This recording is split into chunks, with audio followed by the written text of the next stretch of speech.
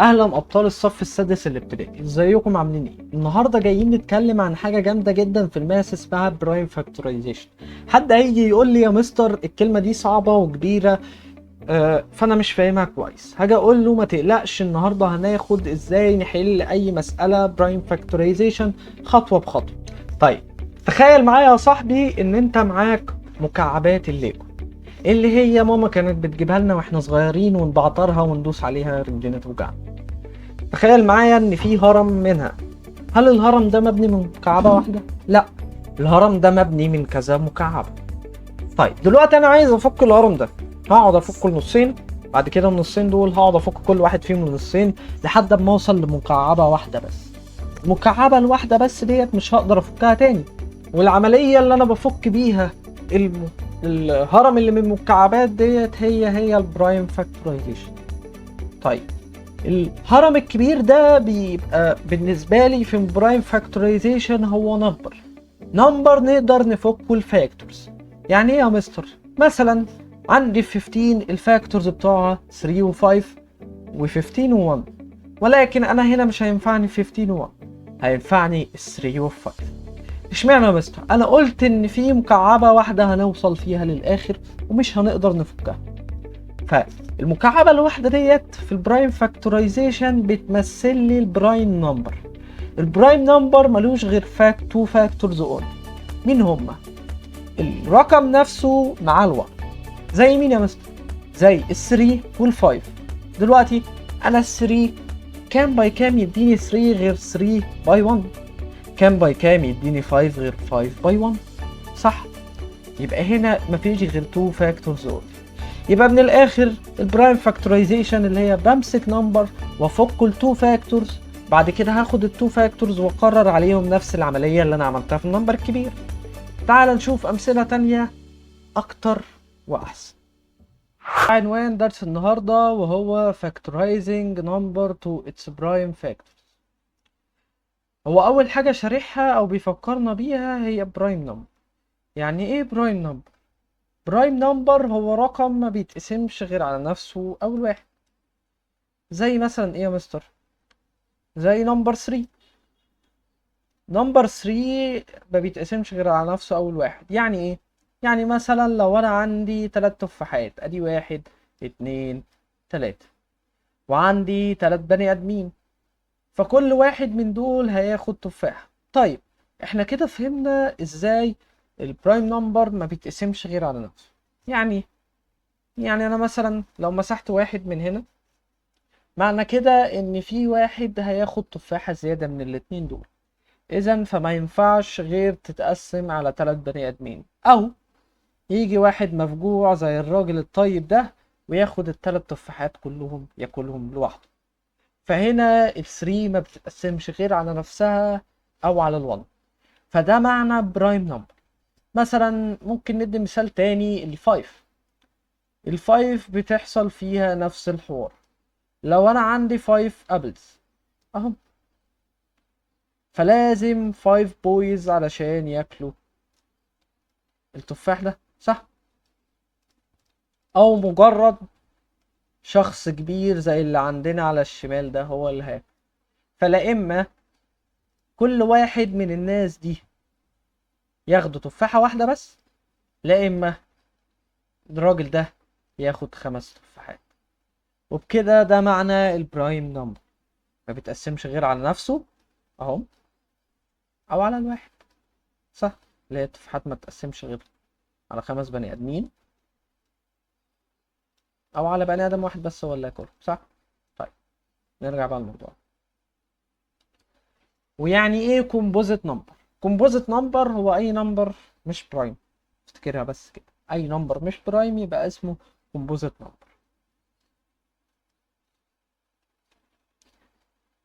بيقول لك بقى ازاي نكتب رقم as a product of a prime factor. يعني ايه؟ من الاخر بيقول لك ازاي نفك رقم للبرايمز بتوعه، او نعمل عملية اسمها برايم فاكتورايزيشن. اهي. طيب بيدينا مثال ال 24.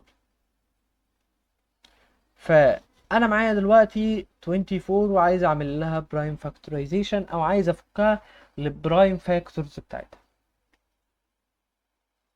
بيقول لك هنا احنا هنكتب انا عارف ان ال 24 هي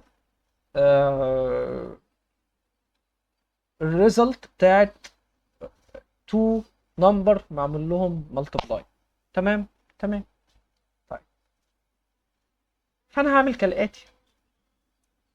انا عارف يا مستر من جدول الضرب تايمز تيبل عشان الناس اللي بانجلش. طيب عارف يا مستر من التايمز تيبل ان 6 باي 4 equal 24 صح؟ يبقى هنا ال 4 وال 6 فاكتورز من 24 مش كده؟ طيب في طريقة معينة لازم نكتب بيها الحاجات دي. ايه هي الطريقة ديت يا مستر؟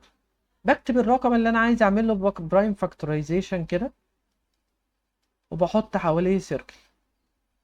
هي دي المفروض سيركل. بحط حواليه ايه؟ سيركل.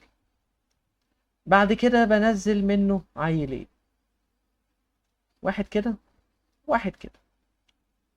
بكتب هنا الفاكتور الاولاني اللي هو في حالتنا ديت ال 6. فانا هنزل تحت اكتب 6 كده واحط حواليها سيركل. سوري لو خط وحش بس عشان بكتب لنفسي. طيب. وهاخد العيل التاني واللي هو الفاكتور التاني اللي هو الفوق، وابص على التو نمبرز دول. هل ال6 ابص على رقم واحد بس اول اللي هي هل ال6 هنا كومبوزيت ولا برايم نمبر؟ هي ال6 هنا كام في كام يديني 6 يا مستر؟ 6 باي 1 تديني 6، وكمان 6 وكمان سوري وكمان 3 باي 2 بيديني 6 صح؟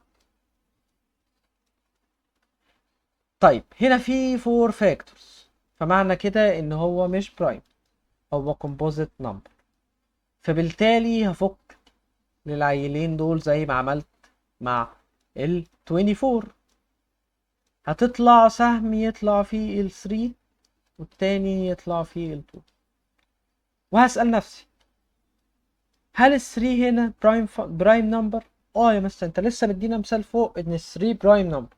هل ال 2 هنا برايم نمبر؟ برضه يا مستر 2 برايم نمبر عشان ما بتتقسمش غير على نفسها او ال 1. فمعنى كده ان انا وصلت للبرايم فاكتورز بتاعت 6. لسه في الفور برايم نمبر ولا كومبوزيت نمبر؟ انا عارف ان الفور 2 باي 2 صح؟ اذا فهي كومبوزيت نمبر فهتتفك الحتتين، فك 2 و2. وارجع اسال نفسي السؤال تاني، هل ال2 ديت برايم ولا كومبوزيت؟ ال2 احنا لسه قايلين انها برايم. طيب عملت ايه انا كده؟ انا كده لو ركزتوا معايا على الشكل الكبير،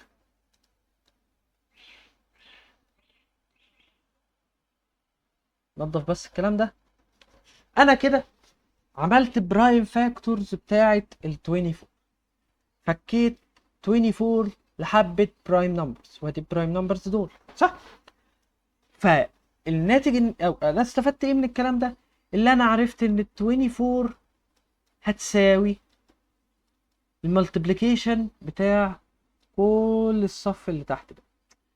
بمعنى تاني ان دول الناس اللي ما عندهمش عيال.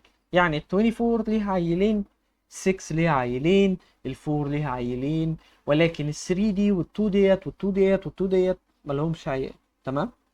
هنروح كاتبينهم هنا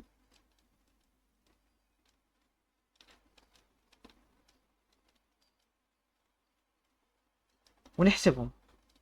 وسحر والله سحر ان احنا لو حسبناهم هنلاقيهم برضو 24.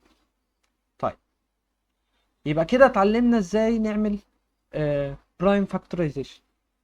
تعالوا نحل حبة مسائل. هنبدأ بال16.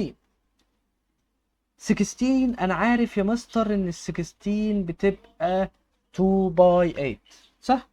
فهفك ال16 ل 2 ويت، ادي 2 وادي ال 8. وانا عارف يا مستر ان ال 2 برايم نمبر، ولكن ال 8 دي كومبوزيت نمبر، ولكن ال 8 ايه؟ كومبوزيت نمبر، فالكومبوزيت نمبر هو اللي بيتفك. هفك ال 8 انا عارف انها 2 باي 4، وزي ما قلنا ال 2 ديت برايم نمبر، فانا هفك مين؟ ال 4. ال 4 تتفك 2 باي 2. طيب وبكده عملنا برايم فاكتورايزيشن لل 16. تعالوا نكتبها بالبرايم فاكتورز بتوعها. 16 equal 2 ادي دي. تعالوا بس نكتبها بلون تاني. فانا هكتب الناس اللي ما عندهمش عيال. تعالوا نعلم اللي ما عندوش عيال باللون الاحمر.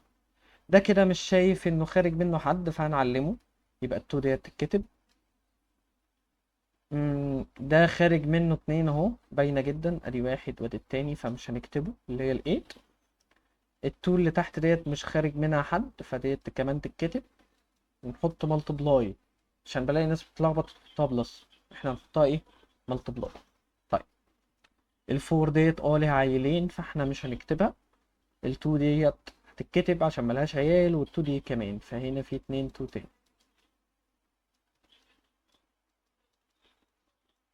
يبقى دي واحد اتنين تلاتة أربعة، ادي واحد اتنين تلاتة أربعة.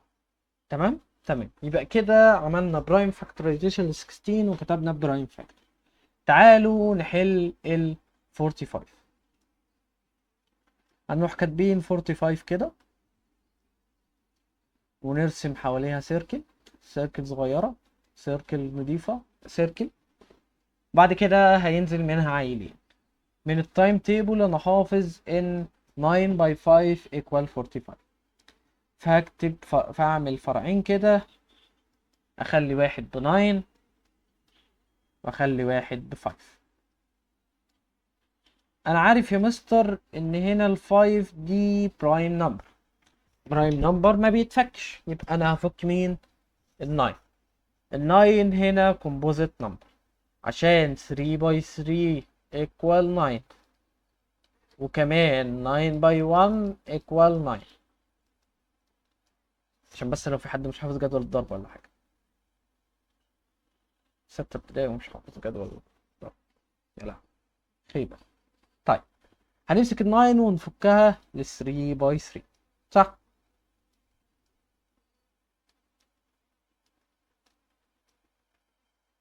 فكده يا مستر مش هنقدر نفك حاجة تاني علشان دول برايم نمبر، ال 3 برايم نمبر وال 5 برايم نمبر. يلا نكتب البرايم فاكتورز بتاعتها. هنروح كاتبين ال 45 كده، ونروح مغيرين اللون. اللي ما عندوش عيال هو اللي هكتبه بعد الايكوال. نكتب بس الايكوال. اللي ما عندوش عيال هو اللي هكتبه بعد الايكوال. هنا الفايف مش شايف خارج، سوري، نبدأ بال 45. 45 خارج منها اتنين، الفايف مش خارج منها حد، فديت هتتكتب. حط ملتبلاي 3. ال 9 ديت خارج منها اتنين فمش هتتكتب. ال 3 ديت مش خارج منها حد فهتتكتب، وكمان ال 3 دي هتتكتب. تمام. طيب. طيب تعالوا نحل اخر واحدة وهي ال 30. هنكتب برضو ال 30 كده اهو، حط حواليها سيركل، سيركل عدلة، سيركل عدلة، ايوه مش عدلة، عدلة، المفروض ديت سيركل. هنطلع منها فرعين. انا حافظ من التايمز تيبل ان 6 باي 5 equals 30. لو ركزنا هنا قلنا ان 5 ديت برايم نمبر فمش هنفكها. 6 هي اللي كومبوزيت نمبر فهنفكها. هنيجي كده شوية، ممكن نعمل كده، نيجي كده شوية.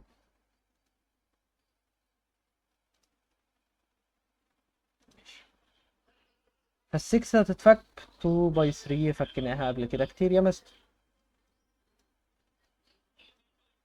فكناها قبل كده كتير يا مستر، وعارفين ان 2 و 3 دول برايم نمبرز.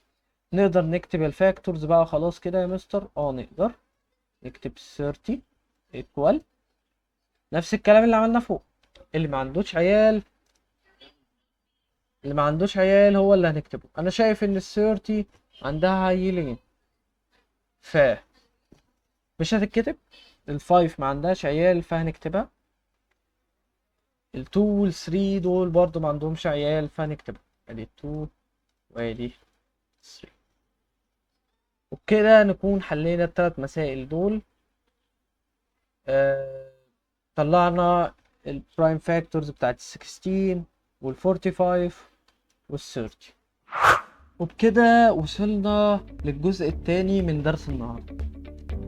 احنا اول جزء عرفنا ازاي نطلع البرايم فاكتور، ازاي نعمل برايم فاكتورايزيشن ونطلع البرايم فاكتورز بتاعت اي نمبر. الجزء الثاني اللي احنا هنستخدم الكلام ده في ان احنا نجيب حاجتين مهمين جدا. اول حاجة وهي GCF او الجريتست كومن فاكتور. تاني حاجة وهي LCM او least common multiple. طيب دلوقتي هنتعلم ازاي نطلع greatest common factor ما بين two numbers باستخدام طريقتين. اول طريقة وهي prime factorization، والطريقة التانية اسمها الفين diagram. طيب تعالوا نعرف ازاي بنحل بالبرايم فاكتورايزيشن. فهمس اكتب ال18 كده وارسم حواليها سيركل طلع منها، واحنا عارفين ان ال18 هي 2 باي 9 او 3 باي 6. هنكتب 2 و 9 ونفك ال 9 نخليها 3 و 3 صح، عشان ال 9 ديت كومبوزيت نمبر. هنا ال 2 ديت برايم نمبر وال 3 برايم نمبر، فال 2 3 دول برايم نمبر. وهرجع اعمل نفس الكلام مع ال 24. 24 اللي هي 4 باي 6.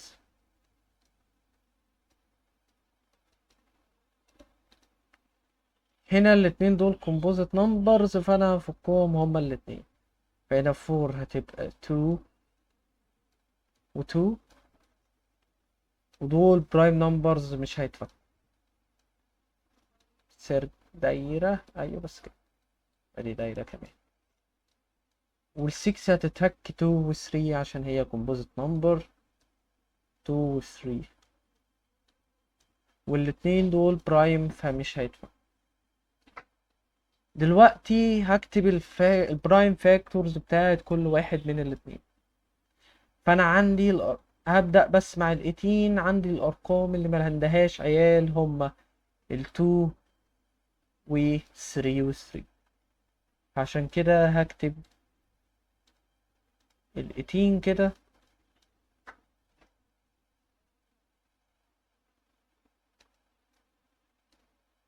equal 2 multiply 3 multiply 3. بعد كده هروح اكتب ال 24 تحتيها بنفس الطريقة، وهكتب فيها ادي 2 ادي 2 ادي 3، يبقى 3 2s 1 3 صح. اروح ماسك ال 24 كاتبها 24 equal ادي 1 ادي 2 ادي 3 ادي 3. طيب ركزوا معايا في الخطوة اللي جاية ديت كويس اوي. نغير بس اللون، اللي شبه بعضه انزله تحت مرة واحدة. يعني ايه الكلام ده؟ يعني هنا في 2 وهنا في 2. طيب وهنا في 3 وهنا في 3. جه واحد قال لي بقى انا هاخد ال 2 دي مع ال 2 دي، ودول كده شبه بعض، ولكن انا لما قلت لك شبه بعض ما كانوش في نفس الوقت. يعني ايه؟ يعني هنا اللي واحدة في ال 18 في قصادها واحدة في ال 24، عشان كده عامل المربع اللي بالاخضر ده والتاني بالبنفسجي. اللي بالبنفسجي غلط، اللي بالاخضر صح. فانا كده خدت الاتنين دول شبه بعض والاتنين دول شبه بعض. طيب وبعدين يا مستر؟ اللي شبه بعضه بينزل مرة واحدة بس. هنا في 2 وهنا في 2، انزل 2 واحدة بس واعمل ملتبلاي. هنا في 3 وهنا في 3، هنزل 3 واحدة بس. صح؟ في حاجة متكررة فوق وتحت تاني؟ لا، مفيش حاجة متكررة فوق وتحت تاني. مفيش حاجة اقدر اوصلها باللي تحت واعمل نفس المربع الاخضر ده كده. صح؟ طيب احنا كتبنا ده، بس ده يساوي ايه؟ ده هو الجي سي اف بتاعي. يبقى الجي سي اف هو المتكرر في البرايم فاكتورز وبيتكتب مرة واحدة بس. والطريقة التانية اللي أنا بجيب بيها الجريتس كومن فاكتور اسمها فين دايجرام. فين دايجرام عبارة اللي أنا برسم دايرتين فيهم تقاطع ما بين بعض، ولازم التقاطع ده بين الدايرتين يبقى موجود، واخلي كل دايرة بنمبر. يعني ايه؟ يعني ده الدايرة الأولانية دي بال18، والدايرة التانية دي بال24، وبعد كده بكتب الفاكتور البرايم فاكتورز جوه الدايرتين دول. طيب انا دلوقتي هكتب البرايم فاكتورز وبعد كده هرجع امسحهم، امسح حبة تاني منهم. هقول لكم ليه دلوقتي. تعالوا نكتب ال18 الاول. ال18 فيها 2 و3 و3، هروح كاتب جوه الدايرة 2 و3 و3. وبعد كده 24 فيها 2 و2 و2 و3، اروح كاتب 2 و2 و2 و3. بعد كده يا مستر هاخد بالي من حاجة مهمة جدا. هنشطب اللي متكرر من هنا مع اللي من هنا. يعني ايه؟ يعني هنا في 2 واحدة نشطب عليها مع ال2 الواحدة اللي هنا، وادي هنا في 3 واحدة هنشطب عليها مع ال3 التانية اللي هنا، واروح ماسك الاستيكة بتاعتي الجميلة وامسح ال3 وال2 دي وال3 وال2 دي. طيب هم راحوا فين؟ هم المفروض اللي انا هرجع اكتبهم في النص تاني، فانا مسحت 3 و2. طيب ده بيعبر عن ايه؟ 3 و2 بيعبر عن ايه؟ بيعبر ان هنا ال 3 موجودة في ال 18 وموجودة في ال 24، فعشان كده حطيناها في الحتة المتقاطعة ما بينهم هما الاتنين، اللي هي الحتة اللي موجودة في الدايرتين. ونفس الكلام مع ال 2. ال 2 موجودة في ال 18 مرة وفي ال 24 مرة. طب يا مستر انت هنا في 2 2، لا انا قصدي متكررة في ال 18 وال 24 مرة واحدة بس، فعشان كده حطيناها هي كمان في النص. طيب برضو يا مستر انت ما قلتلناش احنا نجيب الجريتست كومن فاكتور ازاي. الجريتست كومن فاكتور واضح زي الشمس قدام عينيك. هو فين؟ هو التو نمبرز او الميني نمبرز اللي موجودين هنا. مش هيبقوا تو بس، هم ممكن يبقوا كذا نمبر، فدول هم الجريتست كومن فاكتور. فهناخد التو نمبرز دول نعملهم ملتبلاي، ويبقى ده الجي سي اف بتاعنا هو 3 باي 2. طيب ويبقى كده خلصنا طريقتين بتوع الجي سي اف وازاي بنجيب الجي سي اف. دلوقتي هنجيب ال LCM. نفس الكلام في ال LCM بتعمل نفس الحركة، ولكن في اختلاف بسيط جدا. انا هكتب ال LCM وهنعمل نفس الكلام، ناخد ال 2 باي 3، لكن هنا ازود عليهم حاجات اللي مش متكررة، اللي هم دول، اللي هم ال 2 وال 2 وال 3. وبس كده يا معلم، كده جبنا ال LCM. تمام ماشي. طيب في الطريقة بتاعة فين دايجرام دوائر، يعني لما اجي اكتب LCM هاخد كل ده يبقى 3 و 3 و 2 كمان 2 اللي هي 3 دي. تعالوا نعلم على اللي احنا كتبناه علشان ما نتلخبطش. ادي 3. لا لا كده في 2 ناقصة. ماشي كده في 2 ناقصة، نكتب ال 2 ناقصة تاني بقى عشان اللخبطة اللي حصلت دي. مهم. مهم. مهم. مهم.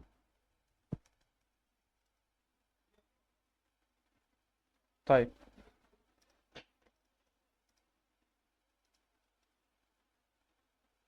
ادي ال 3 دي اهي، وادي ال 3 التانية دي اهي، 2 دي اهي. ماشي، وادي 2 وادي 2 وادي 2 وادي 2. طيب وبكده يبقى عرفنا ازاي بنطلع الجي سي اف بالطريقتين بتوعه، وعرفنا ازاي بنطلع ال سي ام بالطريقتين بتوعه. تعالوا بقى نحل حبة أسئلة. طيب وبكده وصلنا لفقرة الحل. دلوقتي أنا عندي أول سؤال بيقول لي using the Venn diagram complete، يعني أنا هستخدم الفين diagram اللي على الجنب ده وكمبليت الأسئلة دي.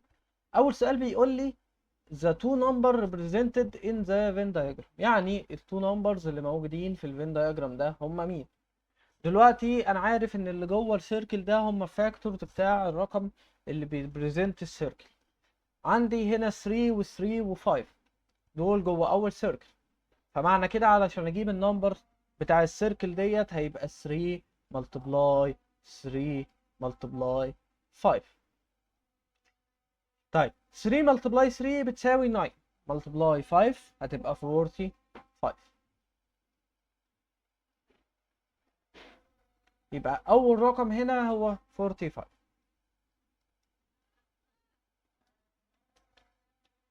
بعد كده الجزء الثاني او الدايره الثانيه بتاعت الفين دايجرام، عندي 5 وعندي 2، فهعمل 2 ملتبلاي 5 equal 10 صح؟ ماشي يبقى هنا هنكتب 10. بيقول لي مين هو الجريتست كومن فاكتور بتاع التو نمبرز دول. احنا اتفقنا ان الجريتست كومن فاكتور هو الارقام اللي بتبقى موجوده في النص. طب هنا مفيش غير 5، يبقى 5 هو الجريتست كومن فاكتور. طيب قال لي هات ال LCM، قلنا ال LCM هو كل اللي موجود هنا. LCM هو كل اللي موجود، يعني هيبقى 2 باي 5 باي 3 باي 3. 3 باي 3 ب 9 و 9 و 5 45 ملتبلاي 2 هتبقى 90. يبقى دي كمان 90. دلوقتي قال لي are the two numbers are relatively primes ولا لا. relatively prime ديت حاجة احنا خدناها قبل كده السنة اللي فاتت. تعالوا نراجع عليها بسرعة. طيب يعني ايه two numbers دول are relatively prime؟ تعالوا ناخد مثال عشان نفهم. دلوقتي انا معايا 25 و 9 مثلا، وقلت لك ان التو نمبرز دول ريلاتيفلي برايم. طيب هتسالني وانت عرفت منين يا مستر؟ هقول لك انا مسكت النمبر ده عملت له برايم فاكتورايزيشن، ف 25 انا عارف انها 5 ملتبلاي 5، ال 9 عارف انها 3 ملتبلاي 3، والاتنين دول برايمز فاحنا مش هنفكهم بعد كده، يعني دي اخر فك، يعني 5 ما بتتفكش وال3 كمان ما بتتفكش صح؟ 3 دي ما بتتفكش. طيب هكتب البرايم فاكتورز بتاعت كل واحدة منهم، ف 25 هتساوي 5 ملتبلاي 5، وال 9 هتساوي 3 ملتبلاي 3. هاجي اقول لك يا معلم طلع لي الجريتست كومن فاكتور. الجريتست كومن فاكتور كنا بنقول الجي سي اف هو الارقام المتكرره في الاتنين وبتتكتب مره واحده بس. طيب هنا مفيش ارقام متكرره، صح؟ معنى كده ان مفيش جي سي اف؟ لا، الجي سي اف لما يبقاش فيه ارقام متغيره بيبقى ب1. بيبقى بكام؟ ب1. طيب جيت اقول لك طلع لي ال سي ام، هتقول لي ماشي يا مستر، واحنا هناخد الارقام اللي مش متكرره والمتكرر هاخده مره واحده. هنا مفيش حاجه متكرره فهاخد كل الارقام اللي موجوده عندي، فهتطلع 5 باي 5 اللي هي الارقام اللي هنا. تعال نروح كده شويه، ملتبلاي 3 باي 3، يعني من الاخر 25 ملتبلاي 9. يبقى عرفنا حاجه كويسه قوي.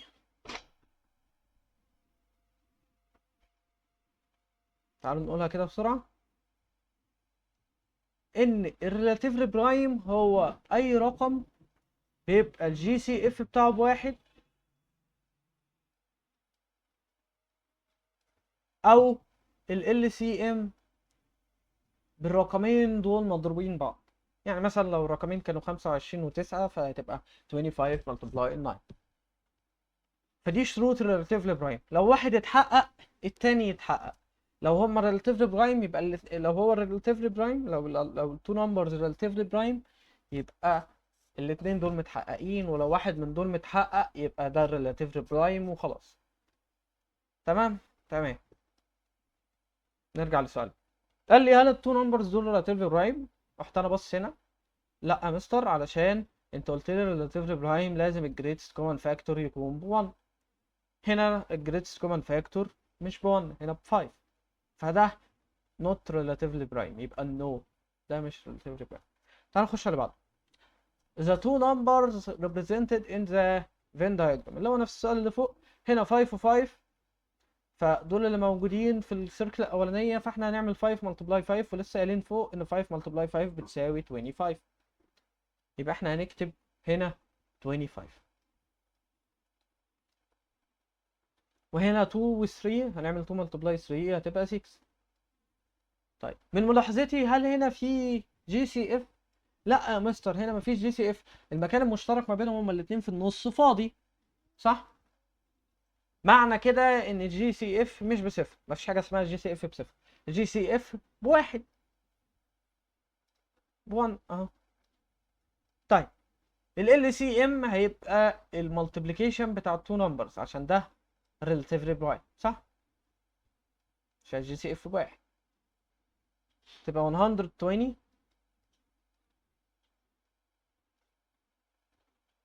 بلس 30 تطلع 150. فين 150؟ تعالى كده شويه، equal 150. اس زيرو ده كله ماشي. طيب يبقى هنا ال LCM هو 150. are the two numbers relatively prime ولا لا؟ اه يا مستر دول relatively prime عشان هنا في ال greatest common factor بيساوي 1، فده يس.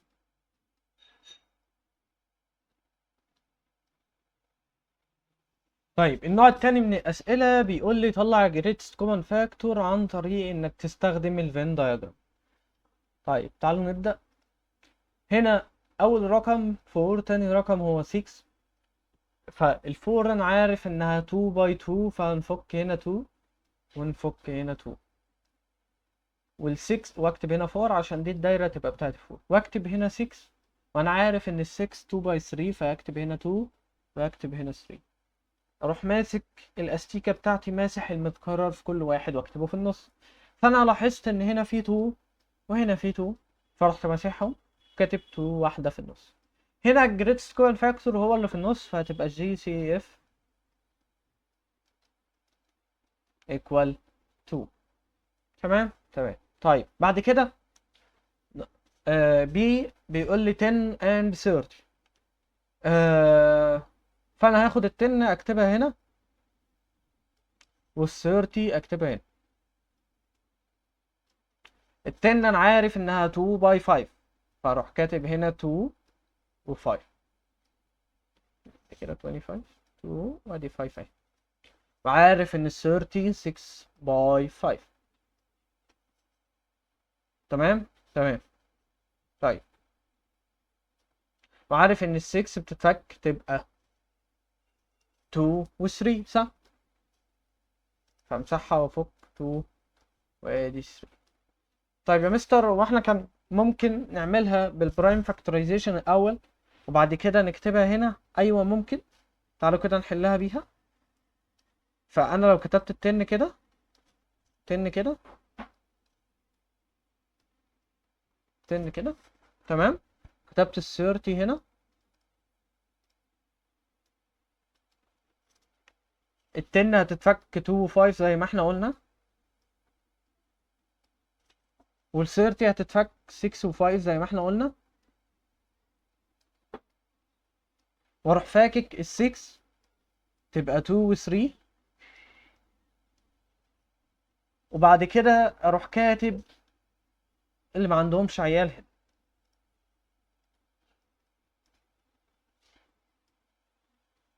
يعني هنا ال2 وال5 وهنا ال2 وال3 وال5، اللي بيتكرر في الاتنين هو ال5، فاحنا هنحطه في النص مرة واحدة كده علشان ما نمسحش تاني. ف5 هتتكتب هنا، ونروح شاطبين ال5، شاطبين ال5 من هنا وشاطبين ال5 من هنا.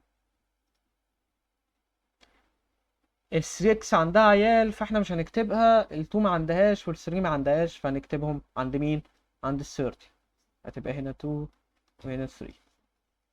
هنا ال10 عندها عيلين فمش هنكتبها، بس ال2 ما عندهاش وال5 ما عندهاش، وال5 احنا كتبناها في النص فهنكتب ال2 بس. يبقى الجريتست كومن فاكتور هو الشخص اللي موجود في النص ده. تمام. يبقى هنا الجي سي اف equal 5. طيب يلا اللي بعده 45 و 40. 45 و 40. طيب انا اعملها برايم فاكتورايزيشن الاول عشان ما نتلخبطش. ال 45 هتتفك تبقى 9 و 5 صح؟ ال 5 برايم نمبر فمش هفكه، ال 9 هي اللي هتتفك هتبقى 3 و 3. ال 40 انا عارف انها 8 باي 5 او 4 باي 10 اللي انت عايزه، بس اهم حاجه تقدر تعملها برايم فاكتورايزيشن. طيب هي تعالوا نعمل 4 باي 10. 4 باي 10 ال 10 هتتفك تبقى 2 و 5. ال 4 هتتفك تبقى 2 و 2. طبعا دي حواليها سيركل، ودي حواليها سيركل، ودي برضه حواليها سيركل، وكل ده حواليه ايه؟ سيركلز. ماشي. عشان بس ايه، انا السيركلز بتتعبني شويه. ماشي. تعالوا نكتب بقى اللي ما عندوش عيال جوه الدايره. فلنتخيل ان ديت دايره ال 40 وديت دايره ال 45. في دايره ال 40 هكتب ال 2 وال 2 وال 2 وال 5، يعني 3 2's 1 5. طيب قبل ما اكمل تعالوا نشوف مين اللي متكرر في الاثنين الاول عشان نكتبه في النص. اللي متكرر في الاثنين هنا هنلاقي ان هو ال 5. ادي 5 اهي وادي 5 اهي، فهنكتب ال 5 ديت في النص.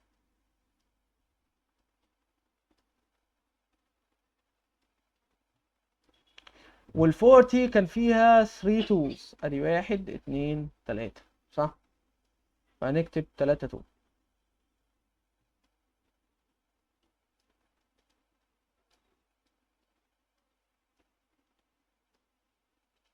ال 40 ما كانش فيها غير 5 و 2 3's، فهنكتب 3 هنا وادي ال 5 في النص. يبقى هنا الجريتست كومن فاكتور هيكون ال 5. اللي بعده 54 و 18. نكتب ال 54 ونكتب ال 18.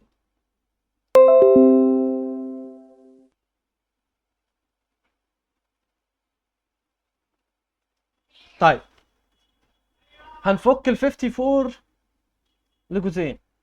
انا عارف ان 54 بتبقى 6 باي 9،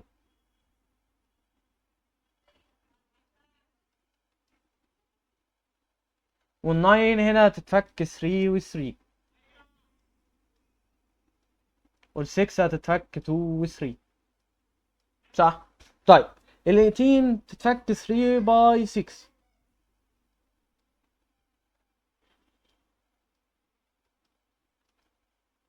فهتبقى 2 و 3.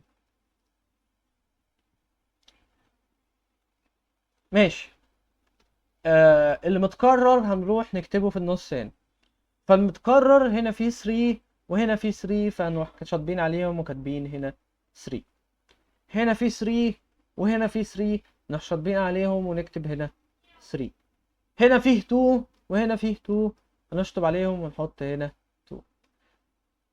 بس هنا ما تبقاش حاجة في ال 18، ولكن اتبقى 3 واحدة بس في ال 54، فهنكتب هنا 3. وبعد كده هنلاحظ ان الجي تي اف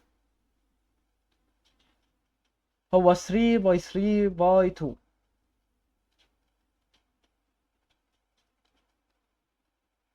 اللي هي هتطلع 3 باي 3 ب 9 ملتبلاي 2 ب 18، يبقى الجي سي اف هنا ايكوال 18. اللي بعده 24 و 16. انا عارف ان ال 24 بتبقى 3 باي 8،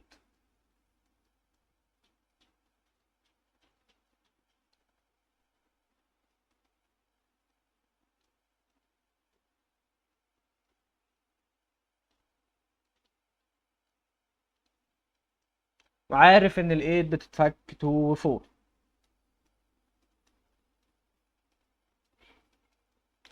عارف ان ال 2 ما بتتفكش، ولكن ال 4 بتتفك 2 و 2، صح؟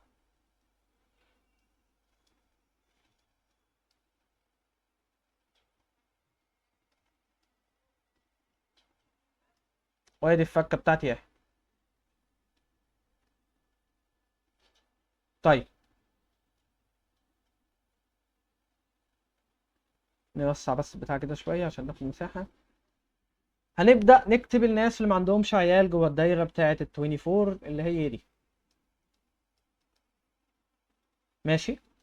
طيب هنا ال 3 ما عندهاش عيال، فهنكتب 3. سوري، هنعمل ال 16 بس الاول. نعمل برايم فاكتورايزيشن لل 16، انا نسيت. 16 هتبقى 2 باي 8، و8 هتتفك 2 باي 4، وال4 هتتفك 2 باي 2. تمام. المتكرر نحطه في النص. ماشي.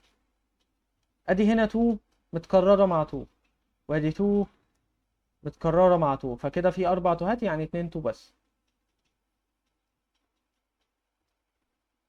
ماشي. وادي 2 تاني، وادي 2 تاني، يبقى كده في 2 تاني، صح؟ تمام. يلا بقى نكتب اللي موجود في ال 24 وما عندوش عيال. 24 ناقص اللي ما اتكتبش وما عندوش عيال هو 3، فهنكتب هنا 3 بس. واللي في 16 مفيش غير 2 واحدة ناقصة، فهنكتبها هنا. يبقى الجي سي اف هو 2، هو اللي في النص ده، فهيبقى 2 ملتبلاي 2 ملتبلاي 2.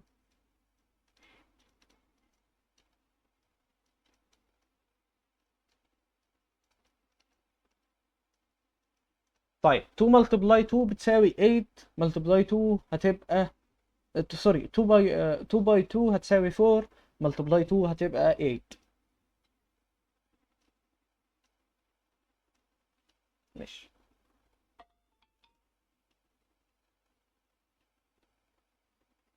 سفن و 12.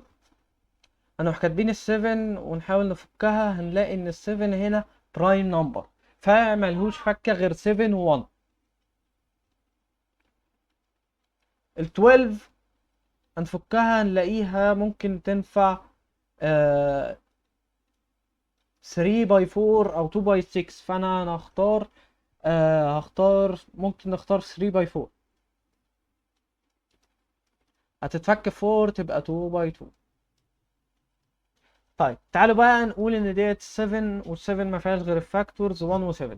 تعالوا نشوف بس متكرر الاول، في حاجه متكرره هنا ما بين الاثنين. هتقول لي لا يا مستر مفيش حاجه متكرره ما بين الاثنين، اذا فمفيش حاجه هتتكتب في النص، فاللي عنده الفاكتورز دول هيروح هنا. فال7 ما فيهاش غير فاكتور 1 و7، وال12 ما فيهاش غير 3 فاكتورز اللي هي 3. الناس اللي ما عندهمش عيال 3 و 2 و 2، فهتبقى 3 2 and 2، وهنا هنكتب 12. عايز بقى الجي سي اف واحد، راح كاتب لي 0. لا، هنا الجي سي اف بواحد، هنا الجي سي اف ب1، علشان هو مش موجود فبنكتبه ب1 مش ب0.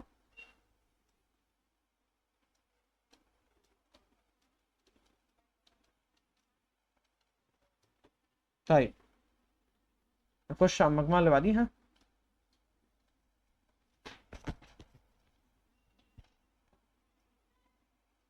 27